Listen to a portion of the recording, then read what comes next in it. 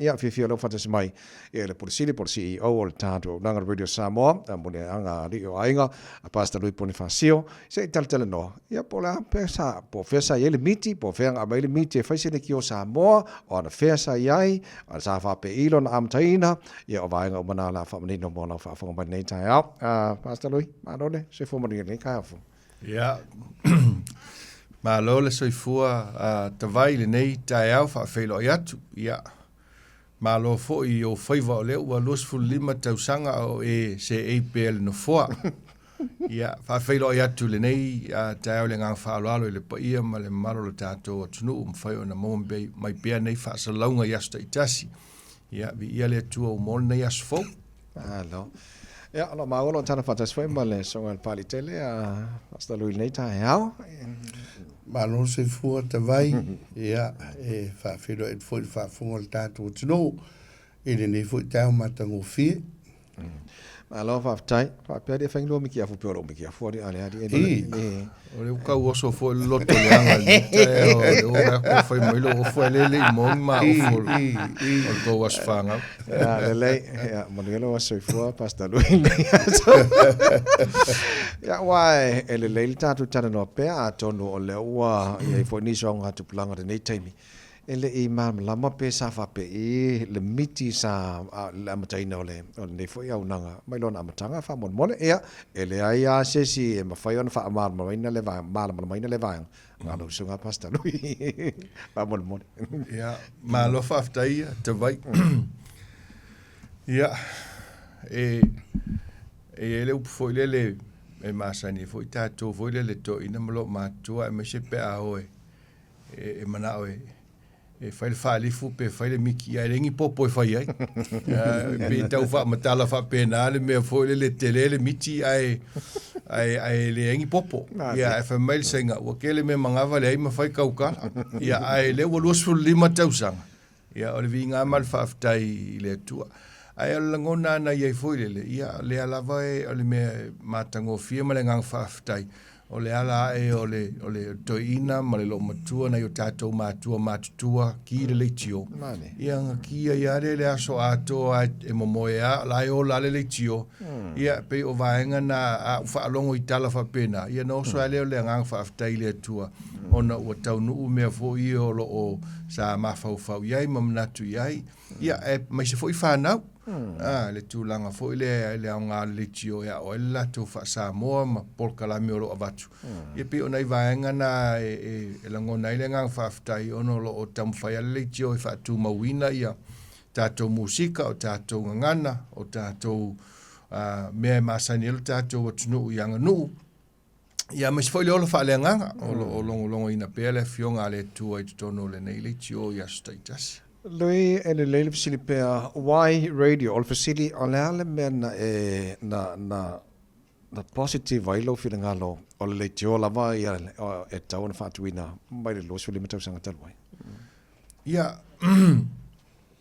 na amata no u fainga luenga le tio I Wellington e los fu tasio tau sanga ina na amata mai no fia le tio ia u sau fo ina ilunga e kilani no fatu le tio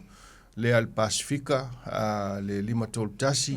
ia mo ia la sa epoca la meleccio sa fai ia pe sa ia le ngona fo mai ma we pe anga ese ka ko ale kio lo mele le alu lua o so mai pe tonga o so mai pe fiti e mana ia pe ia sta to le tio e pe o ngona na sa ia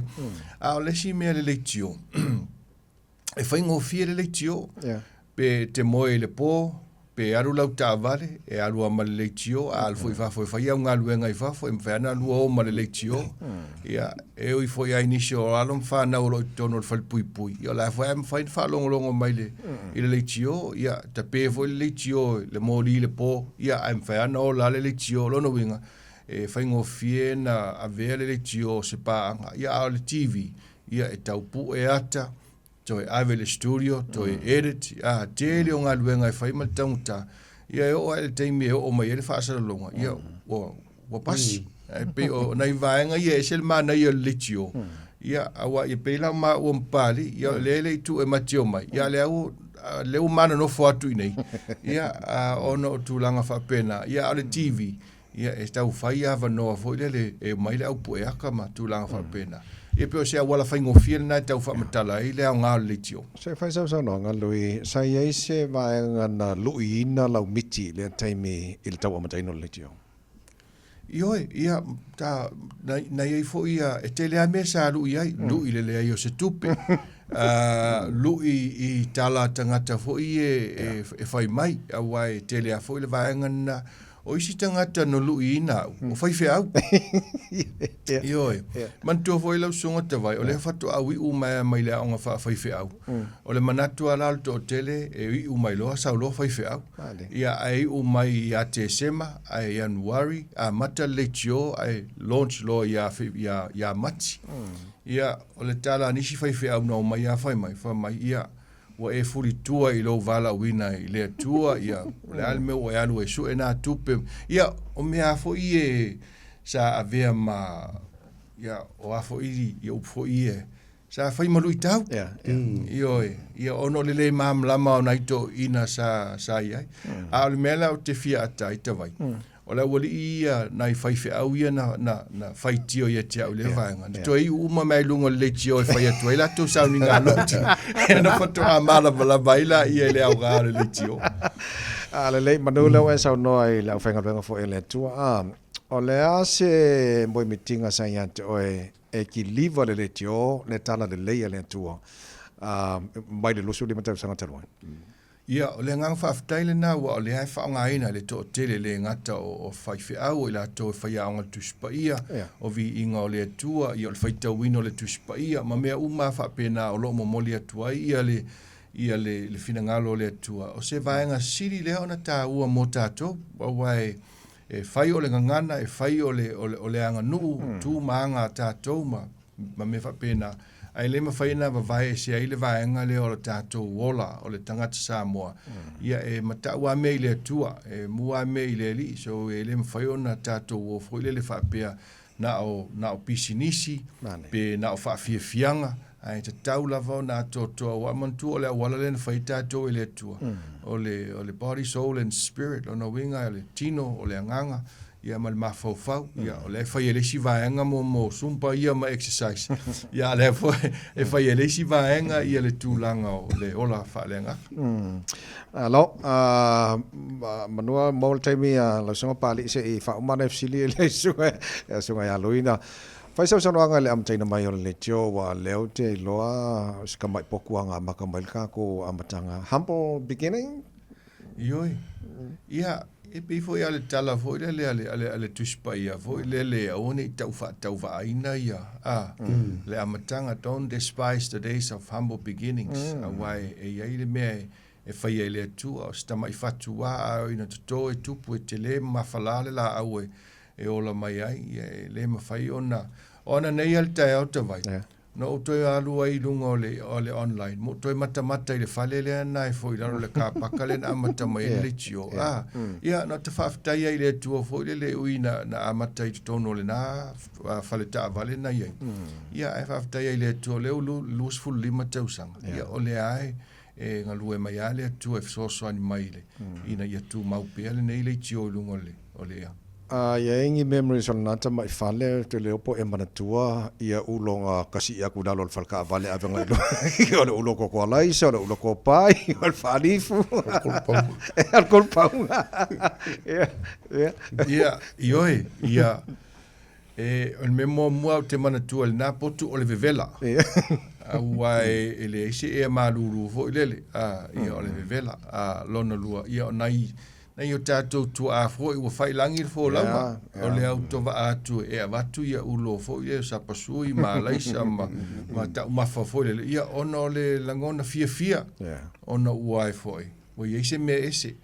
ia pe o le langona na fo le na sa ia na vaita ia o le la atu ta mafai i tai le lichio ia okay Louis los for lima to sanga o le Vasili Masani what's next. Ia. After sa whapiola ele fisili mai le fisili na. Ia. O lo ia tau mo whainga le teimi nei masalo wale o toi ele o toi mamau ia ai ta te musu foi le tala oso Tavai ai o tato on sa ia na ia al manatu o mai le so o ia le swinga le na ia ai isi vaenga foi e te tau ona ele i mautu le ia ai masalo le te mamau ia ona failo atu leo le na vaenga Tavai ia e o se langona foi le fia e tuli mata ia foi le vaenga pe o tuli taimi e a foi au sia le na vaenga malo ia te talo yes le lei ia malo faftai lo sunga le CEO mo le policy de volta to le jonai ia lo sunga pali o le tele o memories o la mtai na bai lo le sunga pali ia malo foi faftai wa le fianga fo e sunga pali te le fo lon sao le tatu ngalwenga ia mai le tele tu sanga na fa pena fo na pali mai ia matatu au na fantasi e o mal nei taimi ia nga ke mangkura ko ruongo pali Saleria Tavai. Mana tu so ingo tolu ono. Se tasi foi o lango malo si le tato litio. E te mana tu so se tato amatanga mo tato litio fo ia. E segnale si aki el to ila voi dele $36. Vai atu la ia. Have mai tu inga langa o longa ingo e kaunga ona. Tolu ono tana. Le lei na ya faisa sonanga no sunga pani Tavai ole memories al tato au nanga mai da matanga ta ole potu voile al Tavai potu le to tasi tanga ta voile o fi tonu sa a mata mil tanto ona te mana tua ia si uso ia tango le se pili manga tua le au nanga le half star Pacific e pe e luaku mal kolupaunga ya kuma mea ai kasi ngau tamali i nga mafanga tato mafutanga amatanga mengol litio o ngol tautua le half star Pacific foi le pe ona sa ia nga foi vai tau o le soifuang o nisi o matati ata vai o te mele tua pe al tato litio mo le amatanga on mele vi ele tua sa te lel tato sa o fala wiloina foi le tamai tai pese o aki su enusen ma le tua va to sa wal pese foi le o le o Samoa ai sa lo langa malanga a le la tato sefi mai ile potu tasi le tato wo i dunga ile si longa lua ai tato te yo o ile si tu mo ile o ngale sa penga ma nei al tato fatala no inga me fala wiloina nga matua telefoni sa o radio sa moile fala wiloina fo nei tamai tai pese la tuno ile na vai tau te mana tuana i fai fe au pe na e sa no fo i al sunga va venga ya lui e o to fa mai tia veve vanga au ia a feturi mamika e sa wa mai sia ya na fa na fo ile fa pe pese le tato le te ole amatanga minga ile fia le pe o se me fo pe ona ta o le sunga ya lui se me fo vo ile ele ngalo to tele nei ta mama tina ma tu na tau fai o pongi tatu sa inga se lengi me sa tatu radio phone to rise mala no kulele e o salarisi e tala no government o ie pule mali to o ie pule sua fa sala o ie e ainga u malo matua o inga o tofila misi longo sirao le mana o mali li uma la tonga te leo la to sama la mtanga mai ngal tato le tio male tato anga mai o se tulanga foi le pese me fo la tu Tavai ma sunga va fica ya lui ina wa ma fai un tato kavaina mai pa lota te mi mo pe e fo la tu no le wa ki le nga fia la tu no sapa ia le tato tu al radio Samoa o te wila tato malanga volenga o Samoa o te mana tua le mauri si tsenginga ave Wellington e luafe mal tolu. O le luafe mal tolu le asa o malanga i fo e kava mal tato le tio. Il lava i tamal tato pe por Samoa Times. Ia, e pe ia wale to e fo le e pe ia la wa amkwa o mai ame tupu ko tongo fale o ainga. Le langona nga ye ne tato mantua. No, faftai. Pasta luine te ua ngalo ia te au Santa Lanoa la fai pisinisi nei tai au. Te lo la tau nei. Na amatanta tu sa vali mai le te lo tu sanga babai. Ia o la tu isa fa mo ele nga luenga la sunga lui. Ia e sa o leia Tavai ele ngata foi o nai tua ape ona sa no ia pa ko le o lo membi. Fa pe ia ni wo su lima tu sanga le o nai Felicia ia. Sa o le ai ele ngata o nai o tatu tinam te mama tu ai o nai au fai pisinisi sa lango ina ia le nei fa moe ia le ngalo lava le ia le anga le o ila tau pe ele le sunga ya tanpo ia o ai fo o taula Papalii ia o nai tamali ia male tele ai le tofai a tele ai pe o ila tau ia na fa longo lo letio ia o mai lo fa ma ia vatu sele ni le so swani le amatanga letio ia e pe le langonga fa ia manisi ia sa so swani mai na taimina amata mai ai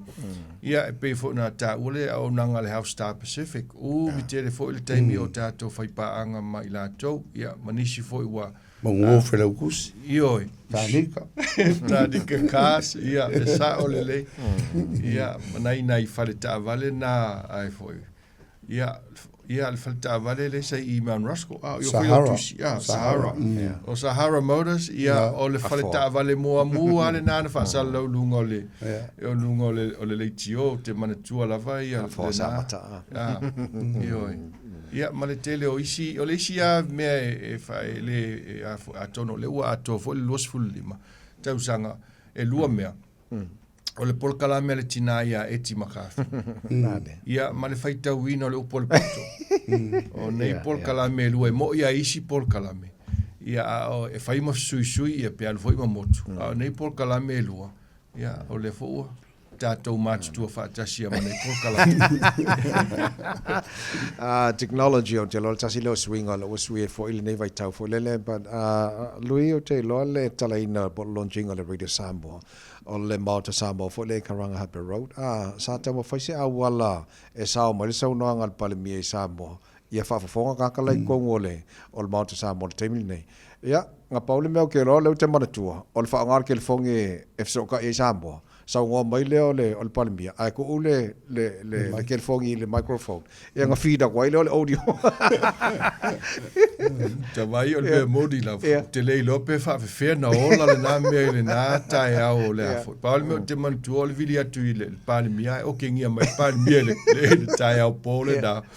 mal tala al Papalii so le fai le nei me ya ola fai foi pe ia ai ia le a foi fionga ia taito Philip Field sa ia mal faltua le na tai au ai le amatanga o le leitio ia manisi wa tale manatua foi le ai sa ia ele to telenisi na ia le amatanga o le asona na tala ile leitio ile Mouta Samoa ai paola mer faftai fo il to fai a se maua o ile sa insinia mai ia ile faina ola na mel na taimi ia fainga tau le technology na ia Alo fa tai e te leia e le te tai lava ia vai tu simba api e fa mo na le tele me matango fio le au nanga lo suli mata sanga talwai ta sit fo tuanga lo temra tua mal na te me mal le te me o le sa be mata mau le tio le te me pastor ene sa ngara o fai langi fo rongo ia nga fa karo fa marco inga fa mai uso wa ka ko vale le pau atala no ala vale le etala ngoa le journey o le malanga ia o le winga la fa talanga to ina ia awane ia ise me a fe ai fa nga malanga ia lunga per ka ko vale ia le ala ka ke lunga lu suli ka sanga o le si me Tavai le mana tu foi ka ko nganga e le fa pe nga ka ko 24 hours nga mata mai la ka ko poko kasi nga i kula fa popo tau sanga fa popo i kula au ria le ska usanga fa popo kwai tula se yo o mangi ke mi le la ka ko lusu fai tula 24/7 ya ole alo franga ole tu o viso ka ko i vamenta va ke man ko lu afi man tasi lu ko le sa ka ko hosting ale stage fo le ka ko le Pacifica Festival o le singa vai nga i vam ke le ka ko le tio nga vai taule ka o amata matanga mainga Manei. Lo le lo sunga Pastor Luima lo sunga pali ona lo tatu taimi ile nei tai ao ia pe ona tawa le te lava upu e whamtala ile te leo mea matango whina whai le tua. Ia se ngang whaftai fo ile tanu. Lo sunga Pastor Lui o la tau na tongi la tau maa. Ile lo sifulima tau sanga taluai ile mwhanu whangaroi nei la tau ia. Le mfaina whaangaloina le sosoani ma le tautua al tātou atunu pe lava o le nei ngā luenga i al ngā luenga na whautele mai ai le amatanga tofu al tangata malana maa sa tongi ia ele whaapela o se manuia po se le lei o tātou le no fuatu i nei ai o le tātou ngā luenga whaatasi ma le tātou atunu wa ana le sosoani mai i le amatanga ia ele manuia le nei tamwhainga ia le mela na e mamoli atu ele ngang whaaftailo tātou atunu ia e mo i o nei wa mai famnianga foile le happy birthday le Radio Samoa ia ai o lo taitelangona happy birthday Samoa i nei au kilani a wa tātou u malava le sa tātou ngā lulu e whaatasi mo le nei wha moe wa lewa tausanga le toi whaeni le tiofoni ai o le awalana sa amata mai ai ia ai whaaftaile atua o tele nei tausanga o le langona te mantua le tai au mua no foi le potu ai le i on air le tio no tango ai ta le pese le Samoa matalasi le al fitulima ele mfaina ngalo e tia wal pese mua na no tango ta ina ua usau fa i lungo le masingi voile ia ile amatango January ole a matalitio ia esa uratu lo marsidi le na ta sa ia ese ia na ilangona na o al taimilena e pe o le pese o se pese vi o Samoa ia le pese le na ia e pe o le pese mua na no tango tai tono le studio ia ai le tala lo ia le tato le tio ia le lei o la semanga fa o maltato tana ngal nei tai ao la songa Pastor Lui ia ala tua pali ile upu mulmuli ole le pali ole lo na memory ole mana tua mai pali me ole fai atu tala mulmuli Tavai ma la sugal va venga lui o le sia vaenga o na ngote mana tua peo anti ela o le va venga ko ma e maska ko usa malanga mali ele ngalo nga uso a fe mai ese ma ngai o fas por ma si mo mu ai dem fai mai fas por ma si vale ia ele whaangaro ina fōi ia le peonta ue le sunga Tavai le tamahapo ia sunga le whawhenga ia ene sāngala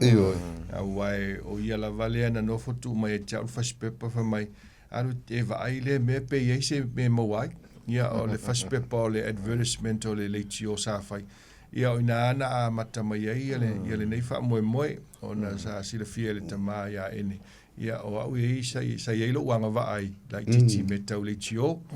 ia mai o ia foi ia sa sosoani lava ile amatanga foi le ia ai o fai foi launga I fai langi fo launga le sunga le fafenga ia le ngalo nei vaenga vai ia fa fo anga le tato tunu alo o sunga si o tato ngalwenga nei Pastor Lui fa malo fa after tele lava mole nei tai ao fa pena fa lo sunga pali ia tato tu ia ao le li e tau tail fo longa mo sesi pia lo suli ma causa ia after mol nei tai ao mo ile nei aso mo foi le fa vai nga fio silo PCP le pese pali ele ma pese le Tavai le la kau fa uma koile ma le o fai tu la fono so se si la vai su mai tono le studio le aso le nei e sa wa fa nga le ukulele le tai la pese ia le la utala spari vale no ka ko pese ko moai Samoa e lo atunu upele ile loto e mita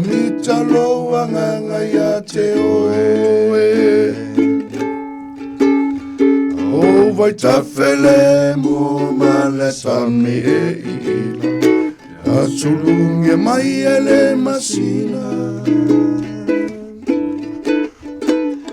o atu maunga faa solo e la foia lo na paolo I vai tu loto e te folau ai langi pese o tua longo I le tausangi o manu Samoa te alofa te leia te oe e mita lo uanga ngai a te oe Alofa mai Tavai le pese skanga. Breakfast. Ora kurva ukurua i skanga kai so mai no. Taila so pale after lava moni for the niaso. To tomo de Samoa for lima e tolu mo